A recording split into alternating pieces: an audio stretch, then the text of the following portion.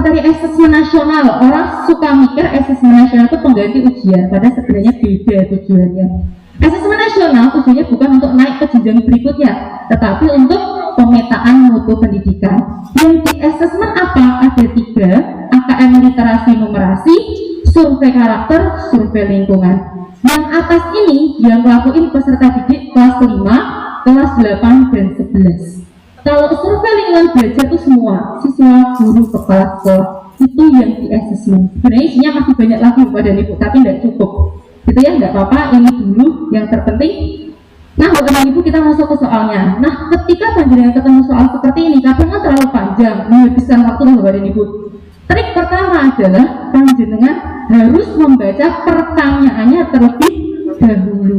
Kadang narasi atau stimulus itu nggak penting, main merusak konsentrasi aja. Tetapi yang terpenting adalah pertanyaannya. Nek pertanyaannya kuis diwaca gak mudeng, baru baca narasinya. Kita langsung ya. Dalam asesmen nasional, pemetaan aspek pendukung kualitas pembelajaran di lingkungan sekolah itu dilakukan melalui apa Bapak dan Ibu?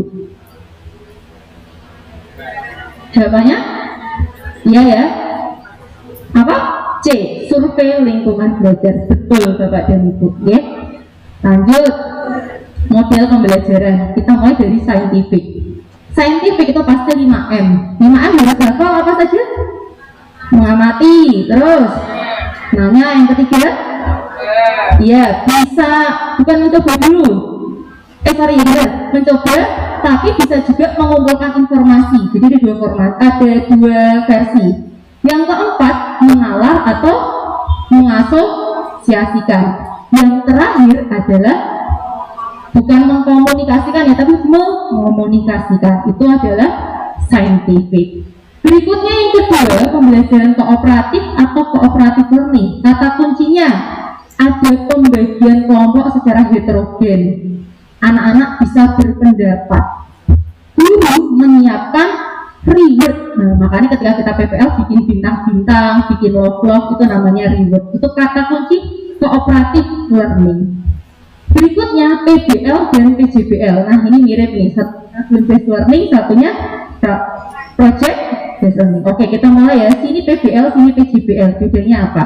Yang pertama, PBL itu masalahnya lebih simple. PJBL masalahnya lebih kompleks. Itu yang pertama dulu. PBL bisa selesai hari itu juga. PJBL tidak bisa selesai hari itu juga. Harus ada desain penjadwalannya. Jadi bisa 2 hari, 3 hari, bisa sebulan, 2 bulan. Itu namanya PJBL. Yang ketiga Bapak dan Ibu, PBL itu sering penting prosesnya. Kalau PJBL selain proses, hasilnya juga penting. Itu kenapa dalam PBL tidak ada atau tidak wajib menghasilkan produk atau artefak. Kalau PJBL wajib menghasilkan produk dan artefak. Itu perbedaannya pada Ibu. Terus ada lagi, satu lagi. Kalau PBL itu diawali dengan memunculkan masalah. Kalau PJBL itu biasanya diawali dengan memunculkan pertanyaan. Sampai sini paham Bapak dan Ibu? Sebenarnya masih banyak lagi, masih ada yang namanya STEM. STEM itu adalah pembelajaran yang mengoneksikan beberapa keterampilan sains, teknologi, engineering, matematik. Ada juga blended learning. Blended learning itu pembelajaran campuran antara apa? Orang pasti mikirnya online dan offline, daring, luring, padahal enggak. Sebenarnya adalah pencampuran pembelajaran sinkron dan asinkron. Sinkron bisa online off, asinkron bisa online offline. Bedanya apa? Jenis yang namanya sinkron itu berarti ada kesepakatan waktunya podo antara guru dan murid. Asinkron berarti tidak ada kesepakatan, boleh kamu garape kapan wae. Akhirnya tugasnya di Google Classroom ya, tenggatnya jam segini. Itu namanya pembelajaran asinkron. Nah, sinkron ya pakai Zoom, pakai Meet, itu namanya adalah pembelajaran sinkron. Sampai sini paham Bapak dan Ibu? Ya, itu model pembelajaran. Nah, sekarang masuk ke soal. Ini kata kuncinya ya Bapak dan Ibu. Peserta didik mengembangkan pengetahuan, kemampuan, keterampilan dalam suasana belajar yang terbuka dan demokratis. Kata kuncinya demokratis. Kata kunci yang kedua, memberikan banyak kesempatan untuk menghargai perbedaan. Itu kata kunci apa? Saya ulangi, di sana ada kata kunci demokratis, ada menghargai perbedaan. Apa? Nggak tahu badan ibu salah, nggak apa-apa kan pakai masker, nggak ada yang tahu kan? Kalau salah. Apa namanya? Jawabannya adalah betul, pinter-pinter. Kooperatif learning. Jadi mereka itu kerjanya bareng, saling mengeluarkan pendapat. Karena biasanya kooperatif learning itu bentuknya diskusi kepada itu. Nah sekarang kalau CTL, contextual teaching learning atau pembelajaran kontekstual itu artinya apa? Pembelajaran kata kuncinya betul, nyata. Jadi nyata langsung keluar. Mes sinau tentang dikotil monokotil. Oh ya wes bocah silakan keluar cari tanaman yang akarnya serabut sama tunggal. Itu contoh dari pembelajaran CTL. Lalu perbedaan discovery dan inquiry apa Mbak dan Ibu? Discovery artinya apa dalam bahasa Indonesia? Ya, menemukan. Inquiry dalam bahasa Indonesia artinya adalah penyelidikan. Jadi nek ketemu kata menemukan, kemungkinan jawabannya adalah discovery. Nek kemungkinan panjenengan ketemu kata penyelidikan, kemungkinan besar jawabannya adalah inquiry. Selain itu dan Ibu, nek discovery itu yang penting ketemu. Kalau inquiry, yang penting prosesnya, gak ketemu gak kokoh badan Ibu. Itu namanya inquiry. Dan satu lagi, discovery itu dulu ngerti jawabannya. Nek dulu belum tahu jawabannya. Soalnya kadang bocah eksperimen yang ini ternyata hasilnya nggak seperti ini. Namun jagung kadang kok ono sing tumbuhnya subur, ono juga sing tumbuhnya nggak subur. Itu namanya adalah inquiry. Gitu. Dia pada Ibu tentang model pembelajaran. Lanjut metode. Metode ini banyak. Jadi saya tinggal saya jelaskan yang mungkin panjenengan masih bingung. Ada namanya metode resitasi. Resitasi itu artinya adalah penugasan, ngasih tugas ke murid. Misalnya pakai Google Classroom, ada penugasan, itu berarti namanya metode resitasi.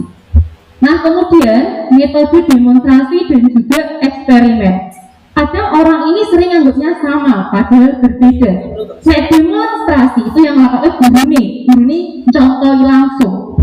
Nah kalau eksperimen anaknya praktek langsung atau melakukan langsung. Jadi memang sebenarnya lebih efektif pakai eksperimen, walaupun nggak bisa semuanya pakai eksperimen. Nah, misalnya nari kan lebih bagus kalau gurunya yang contohkan kan daripada bocah terima nonton video kadang nggak paham. Jadi tergantung konteks pertanyaannya kepada Ibu.